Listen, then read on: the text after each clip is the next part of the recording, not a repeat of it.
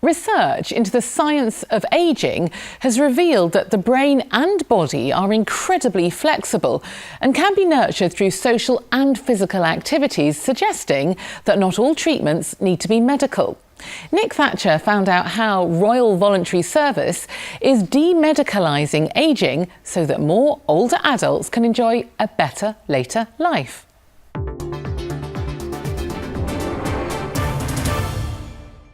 Many older people struggle on their own when they get home from hospital. Yet a little help from a trained volunteer can make all the difference to their recovery. How are you, Eric? Hi, Ollie. How you doing? Good to see you, mate. And you? Eric, who's 95, is still finding his feet after a spell of illness, and Royal Voluntary Service is there to support and reassure him. It's a great pick-me-up. I'm not kidding you, it is. I never had so many lovely people around me in my life as I've got now. I'm a lucky lad. Normally when I come over, I just come in and have a chat with him for an hour or so, hour and a half. The other week I did take him to his sister's, because he hasn't seen his sister in a few years. You know, he's a lovely chap that deserves it. Volunteers like Ollie also help make sure Eric's cupboards are stocked with food, and when he's ready to go out again, they can introduce him to social activities where he can enjoy the company of others. Now we are using both hands, alternate left, right. Supporting older people to stay active, healthy and socially connected is what Royal Voluntary Service is all about. It's their ambition to demedicalise later life wherever possible and to increase awareness of what's known as the plasticity of mind and body. What we mean by plasticity is essentially there's incredible flexibility to both our physical body but also our brain as well.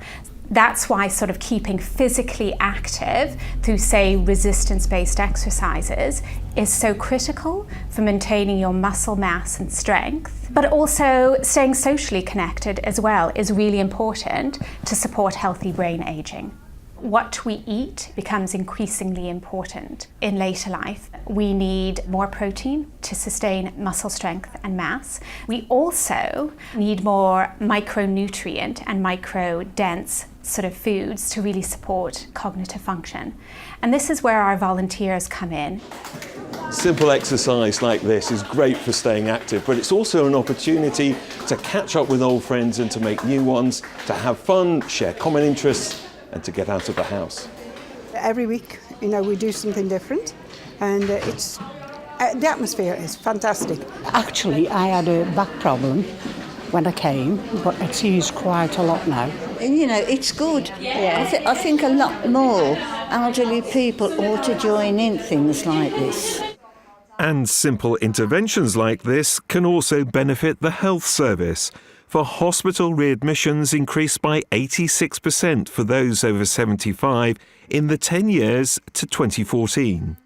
It's estimated it costs the NHS £2 billion each year for readmissions lasting 30 days. And older people could lose 5% of muscle strength per day of treatment in a hospital bed.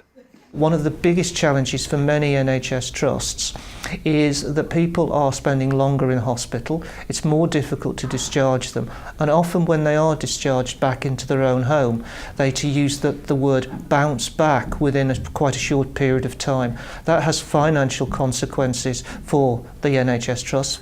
We're seeing that the people that we are working with bounce back considerably less.